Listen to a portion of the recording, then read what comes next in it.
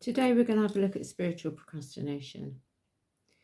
Many of us have faced this more than once, so we're going to go through it and look at the ways in which it can show up.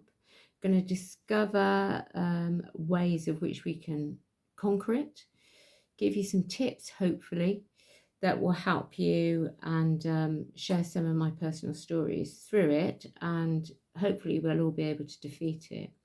So let's get on with it. Okay, so how does it show up? How do we procrastinate? Often it comes from feeling overwhelmed, right?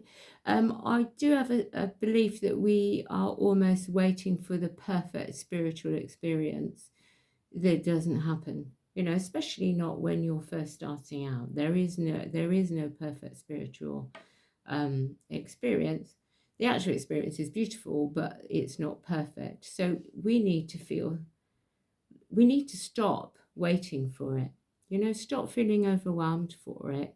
Many people, there has been definitely over the last couple of years a big jump from taking it gradually, learning, and moving forward like that.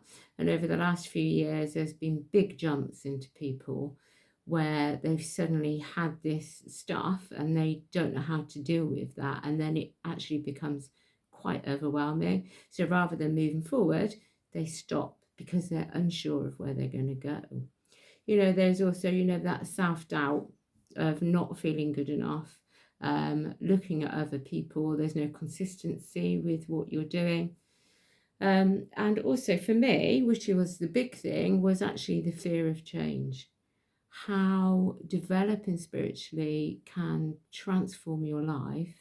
And if you're not quite ready for that, then it's quite difficult. We use excuses and use barriers. I did. Like, I have children, I have a family, I have my job, I don't have time to do this. Even though when I was doing it, I felt very enlightened, and it was a big part of my life right at the beginning. It still is. But when I was going through right at the beginning, and I would then stop it because either normal life got in the way, or because I had told myself that the transformation was going to be too big. And where was I going to place relationships involved in that? And it's sort of, the other thing as well is that when we first start, and we can almost doubt the process. So when people say, well, do a meditation, do some breathing exercises, do some mental, connect to your God. What does that mean? We can say, well, I think that we tend to find that too easy an answer, because it's like we just don't believe that that's going to work. How can we find this purpose if all we've got to do every day is meditate? Well, it does work, but this is the stuff that we tell ourselves. Also, there is a self-doubt that comes along, that we believe that we're not as good, and we will never ever get to where all of these teachers and these gurus and everything else that have spent their lifetime, me included, discovering and learning all of these things. This is absolutely not true. Don't overwhelm yourself before you even start. Don't even overwhelm yourself if you started and then had to stop because of reality in your life has come in the place. These gurus or yogis or whatever, they're on their own path, and we are on our own path as well. It's a very, very personal exploration. So just go with it. Also know your why. Why are you developing? What is it that you need out of that? What's important to you? What are you expecting to have as an outcome? Will also help you to put it into place and to stop procrastinating with it. If it is just to feel more empathy, to feel more in tune, to live a more spiritually purposeful life, then you can take your time and gradually grow. You're putting this amount of pressure, which then causes stress. Some people want to, do card readings for a living. Some people want to develop their medium side of that. There's lots of people want to become a healer or to heal yourself. So take it easy. Don't worry about it. Everybody's at a different stage. There is no right or wrong way. There is only your way. Stop procrastinating about it.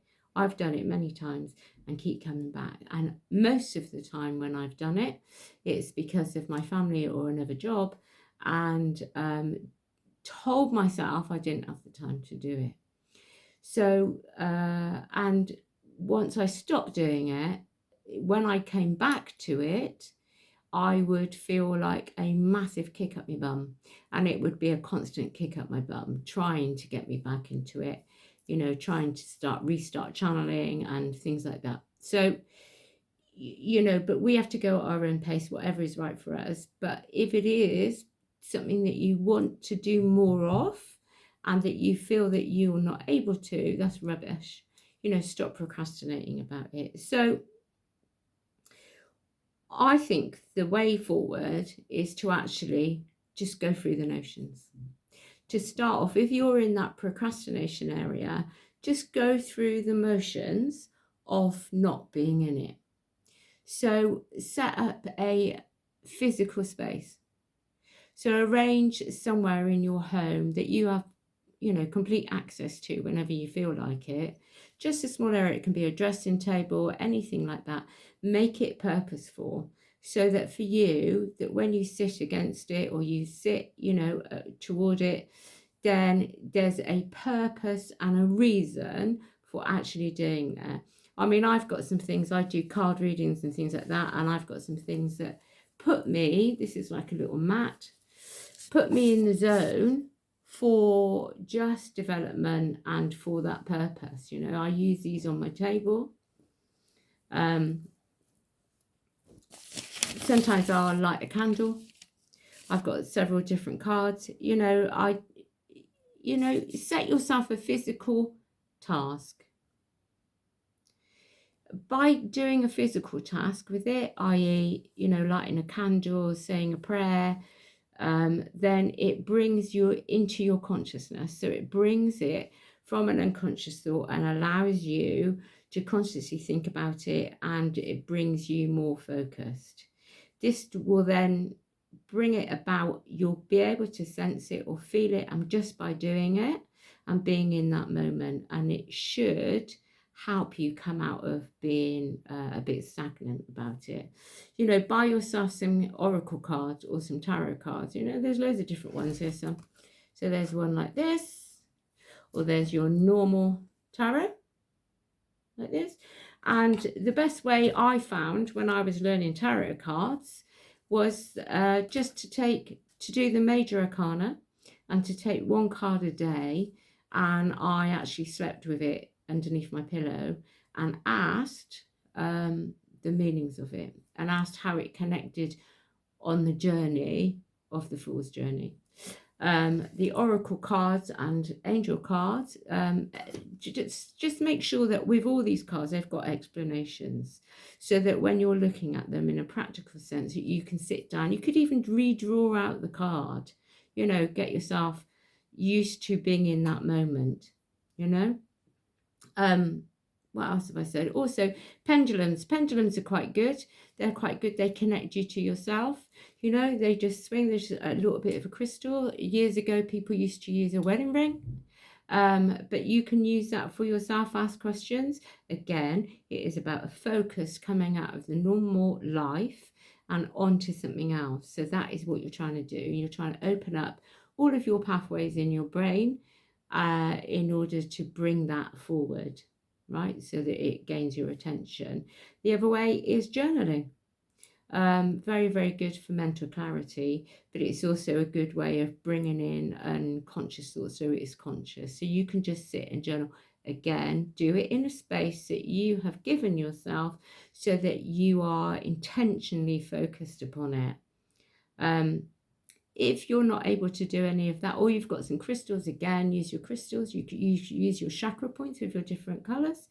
If you don't want to do all of that and you just want to go walking your dog, go for a walk out in nature. While you're out, be consciously aware of picking something up that is natural. So get some leaves, some pine cones, and maybe do a craft project when you get home.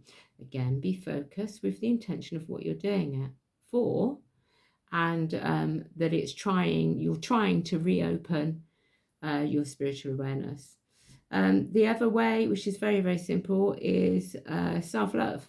So given, when you have a bath or you wash your hair or you do any of those things, make an intent to actually think about what it is that you're doing. Maybe use some smells that, would help you to connect, like roses for love, frankincense for spiritual connection. So use something like that, but do this regularly so it becomes a little bit of a routine. I'm not saying you have to set a certain time and day, but decide you're going to do it once a week. You're going to do it twice a week. You're going to do it every day. You don't have to spend hours doing it. You just spend half an hour, 15 minutes, 20 minutes. But if you say you're going to do it, then do it. The other very, very simple way is through prayer. So light yourself a candle, again, in an area that you've arranged for yourself. Bring yourself the intention and make an offering of gratitude. So be thankful for being in that moment. Be thankful to allow yourself that you are part of divine and that you are connected spiritually to everything that is around you. And once you've done that regularly again, and be focused, then that will again start to open you up, a little bit. The best thing is really not to overthink the process. It's very, very difficult when you're in a situation of where life takes over. You might have your children running around. It might be mayhem. Your work has got really busy. Now we're coming up to a really busy time of year anyway. So just put in tiny little increments. So whether or not, just fake it until you make it. That's what I'm saying. So just put those things into practice. And when you're doing it, draw all of your focus, draw all of your attention onto that project at that time that you're doing. It will open it up, There is no stress involved in this. Stop overthinking, stop feeling overwhelmed with it. Just move yourself forward a little bit as we go along. Okay, what I will say is that everyone that has gone on a spiritual growth or transformation or development in any of this field will have had at some point a period of time of procrastination, without a doubt. This just seems to be a bit of a natural process. And unfortunately with it, it can feel like you're isolated. You're not isolated. There are lots and lots of people in the same situation as you and have been. I'm trying to build up a community. If you've got anything or you want to discuss anything, then write it in the comments below. And I'm hoping that this was a little bit helpful to try and defeat procrastination. If you liked it, please press the like button and subscribe. I do have a free newsletter with helping with spiritual development that's going to come out every single month. So until next time, have a good life.